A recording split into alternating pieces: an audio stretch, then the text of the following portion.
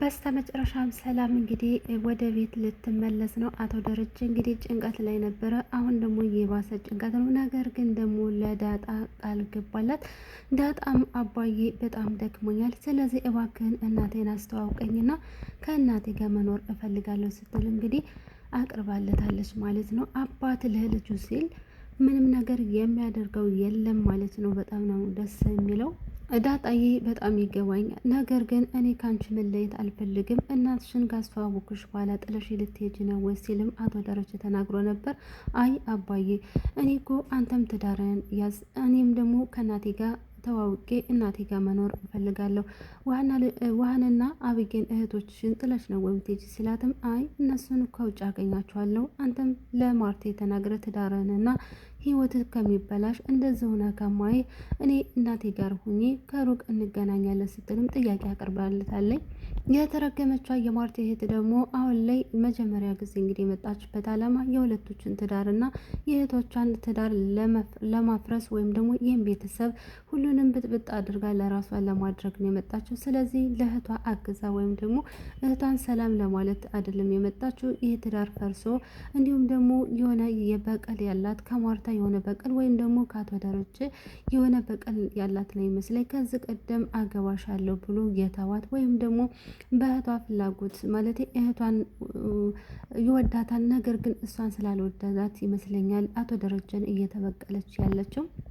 አቶ ደረጀ ግን ጸባዋንና ሁሉ ነገሯን ስለሚያውቅ በልጁ ድርድር የለም፣ ልጆችን መቼም እንደዛ አታደርጋቸውም ሲል በእሷ የተነሳ እንግዲህ ማርታና አቶ ደረጀ እየተጣሉ ነው ያሉት። በጣም ነው የሚያሳዝነው።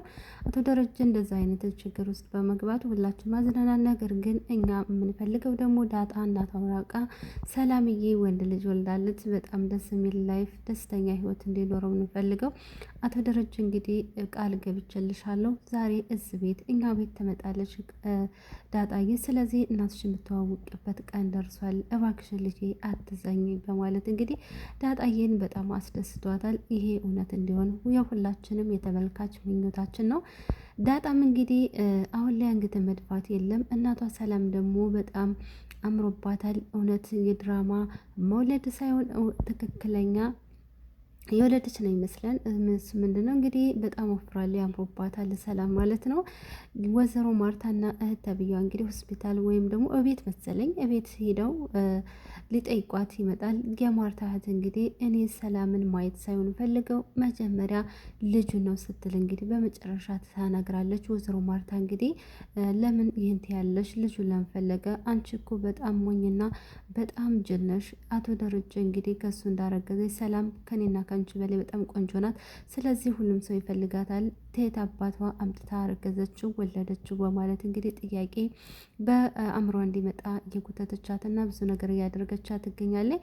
ወይዘሮ ማርታ ግን ትዳሯን ለማፍረስ ስትል እየደባበቀች ነገሮችን ችላ እያለች እና የሰማችውን ያየችውን ወደኋላ እያለች ትዳሯን ለማስተካከል እየሮጠች ነው። ነገር ግን ደግሞ አንድ ቃል ገብታለት ነበረ አቶ ደረጀ ማለት ነው። እኔ በጣም ታማኝ ነኝ፣ ለትዳሬም በጣም ታማኝ ነኝ። ነገር ግን አንድ ሰው የካለ ቢኖር እኔ መቼውም አልፋተውም። እኔ ለሁሉ ነገሬ በጣም እንትን ነኝ ስትል ነበረ።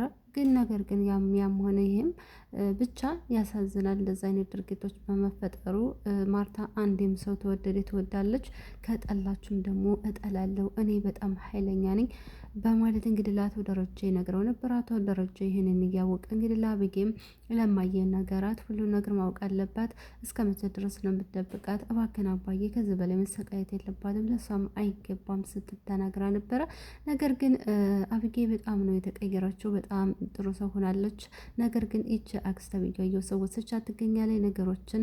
እሷ ደግሞ ችላ በማለት እንግዲህ የሆነ ነገር ሲናገር እሷም ጥላ ሲሄድ ዳጣንም እንግዲህ በእናቷና በቤተሰቦቿ የሆነ ቃላት ሲናገር አንገቷን በመድፋት ነበረ እያሳለፉት ያሉ። ሁለቶች በጣም እየተጨነቁና የተቸገሩ ነው ያሉት ዳጣና አብጌ።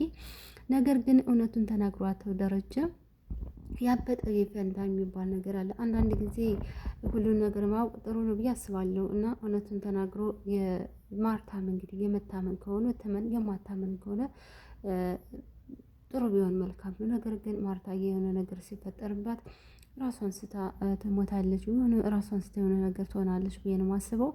እስከ ዛሬ ድረስ ጠብቃ የማታውቀው ስለሆነ ማለት ነው።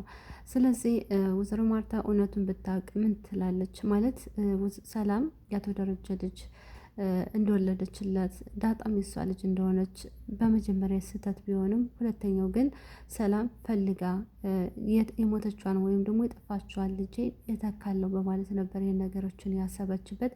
አቶ ደረጀ እንግዲህ የመጀመሪያው እሱ ፈልጎ ነው፣ ሁለተኛው ግን እሱ ሳይፈልግ ነው። እና የነዚህ ታሪክ በጣም ነው የሚያሳዝነው። የሰው ልጅ እንግዲህ ምን አይነት ውስጥ ገብተን ብዙ ችግሮችና መከራዎች እንደሚመጣብን ከነሱ እንማራለን።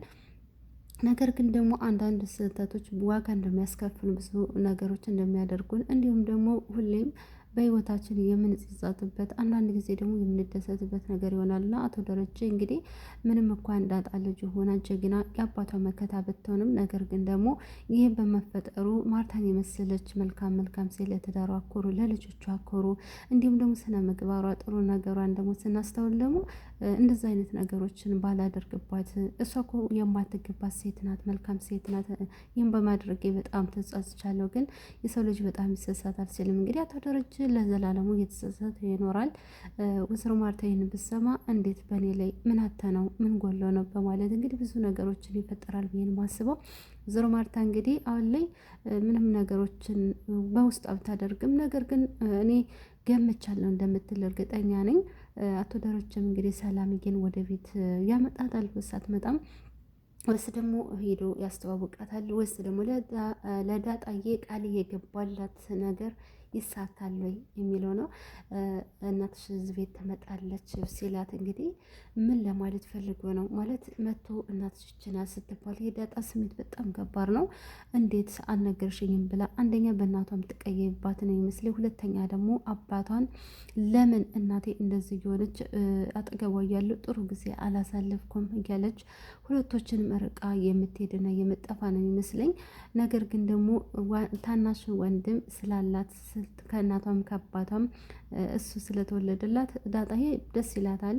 ወንድም ስላላት ወንድም ስለሌላቸው እና ብዬ ወንድም ስላላት በጣም ደስ ይላታል። ነገር ግን ደግሞ አብጌ ያለቻትን ነገር እውነት አድርጋ አንቺ እኮ የሰራተኛ ልጅ ነሽ፣ ከሰራተኛ ልጅ ጋር ከኔ ጋር አትመጥኝም ስትል እንግዲህ እህቷ ሳትሆን በፊት እንግዲህ ብዙ መጥፎ ቃላቶች ስትናገራት ነበረ። ነገር ግን ይህ ቃላት ደግሞ አሁን ድጋሚ ይችናት እናትሽ የሰራተኛ ልጅ ነች ስትላት እንግዲህ እንዴት አወቅሽ ስትላት እኔ ምን አቅልሻለሁ እንደዛ ነው የምትመስለኝ እንግዲህ ስትላት የነበረችውን ቃላት አስታውሳ እንግዲህ ብዙ ነገሮችን ነው የምትደረገው።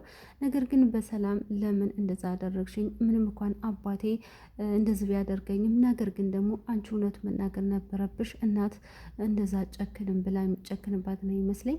የዳጣ ደስታ እየሌለ ነው። ዳጣዬ እንደዚህ ሆና ስላየናት በጣም ደስ ብሎናል። አቶ ደረጀም እንግዲህ እውነቱን ተናግሮ ዳጣ ሰላምዬ እናትሽ ናት ብሎ ሊያስተዋውቃት ስለተናገረ በጣም ደስ ብሎናል። የዚህ ድራማ እንግዲህ ታሪክ በጣም ነው የሚያሳዝነው።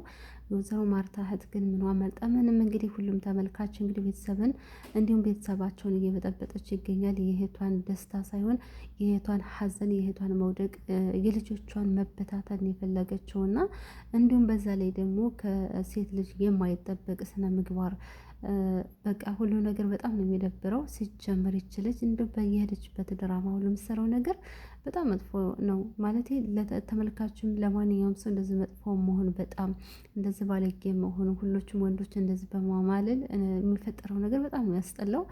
የሰው ልጅ እንደዛ አይነት አለ ለማለት ያክል ነው። እንግዲህ ምንም ቢሆን ግን በጣም የሚደብር ነገር ነው የምታሳየው። የሰው ልጅን ዝቅ ማድረግ፣ ሰራተኛ እንደ ሰራተኛ አታከብርን፣ ሰው እንዳታከብር፣ የእህቷን ልጅ እንኳን አንቺ ምንድነሽ በማለት እንግዲህ በመገፍተር ብዙ ነገር እያሰቃዩባት ይገኛል። አቶ ደረጀ ግን በልጆቼ የመጣ ትዳሪ ቢሆን ጥንቅር ብሎ ይቅር፣ ልጆች ብዙ መስዋዕት ከፍዬባቸዋለሁ፣ ስለዚህ ልጆችን የሚናገር ሰው አልፈልግም፣ ጥርግ ብለሽ ውጭ በማለት እንግዲህ አስወጥቷል ነበር። ነገር ግን እህት ተብዬዋ እንግዲህ መቼስ ለባልሽ ብለሽ እኔን አስወጣሽኝ እባላለሁ ስላለች እንግዲህ በምን መከራ ተለምና ተቆርጣ ተፈልጣም ቢሆን ተመልሳለች።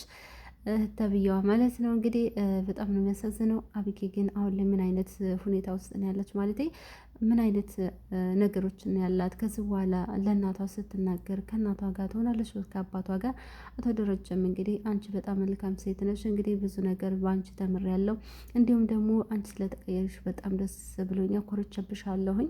ነገር ግን ለወይዘሮ ማርታ አንቺ ሳይሆን እኔ እነግራታለሁ፣ በቃ አንቺ ምንም ነገር አታስቢ ማለት እንግዲህ ልጁን ለማጽናናት ሞክሯል። ስለዚህ ወይዘሮ ማርታና ያቺ እህት ተብዬዋ ሰላም ሊጠይቅ ወዷል። እንግዲህ በዛ ምክንያት እንግዲህ ምንድን ነው የምትለው መሰላችሁ? ያመች መናጤ ታዋላችሁ። ይሄ ማለት አቶ ደረጀን ይመስላል ነው የምትለው። ውሃ ዳጣን ትመስላለች፣ ዳጣም ውሃን ትመስላለች ብላ ጥርጣሬ ውስጥ አስገብታት ነበረ።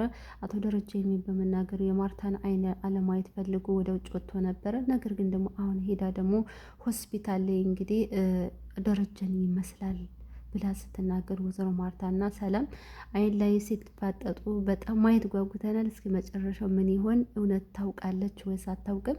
ዳጣስ እናቷ ሰላም መሆኗን ታውቃለች አታውቅም? የሚለው በቀጣይ ቪዲዮ የምንመለከተው ነው የሚሆነው። በጉጉት እንጠብቃለን። ለቤቴ አዲስ የሆናችሁ ላይክ፣ ሸር፣ ሰብስክራይብ እያደረጋችሁ አበረታቱኝ። እናንተ ከማን ጎን ናችሁ? አብጌ ስለተቀየረች በጣም ደስ ብሎናል። እናንተስ ደስ ብሏችኋለኝ? የሰው ልጅ ክፉ ቢሆንም መቀየሩ አይቀርም። ነገር ግን ደግሞ ክፉ ከመሆናችን በፊት ይሄ ይጠቅማል አይጎዳም የሚለውን ነገር ማስተዋል ግድ ነው። አንዳንድ ጊዜ ያ ሰው እስከሚገፋፋን ድረስ መሄድ የለብንም። ነገሮችን ወደኋላ ማየት ጥሩ ነው ብለን እናስባለን። እንግዲህ የአቢጌን ጸባይ የቀየረ ጌታ የስደተኛ እህቶቻችን ወንድሞቻችንን ህይወት ይቀይርልን ብለናል ማለት ነው። ለማንኛውም ላይክ፣ ሸር፣ ሰብስክራይብ አድርጉ። እንደው 1,000 እንኳን ሰብስክራይብ አስገቡኝ። ኧረ ተው ሰዓት ማግዙኝ ስል ለምናችኋል ውዶችዬ፣ የምር በጣም ሰዓት አግዙኝ። እስኪ ሞኔታይዜሽን ናፍቆኛል፣ ቪዲዮ መስራት ናፍቆኛል እና ሁላችሁም ሰብስ ላይክ እንዲሁም ደግሞ ሼር እንዲሁም ደግሞ ሰዓት እያጫወታችሁልኝ አግዙኝ እላለሁ። አቢጌና ዳጣ እንግዲህ ታማች ሆኖ በመታረቃቸው ደስ ብሎናል። አቶ ደረጀም እንግዲህ ዳጣዬን ለሰላም ሊናገር ስለሆነ በጣም ደስ ብሎናል። ማርታ ግን ፈጣሪ ሁናት ነው የሚባለው። ይሄን ነገር መቻሉን ይስጣት።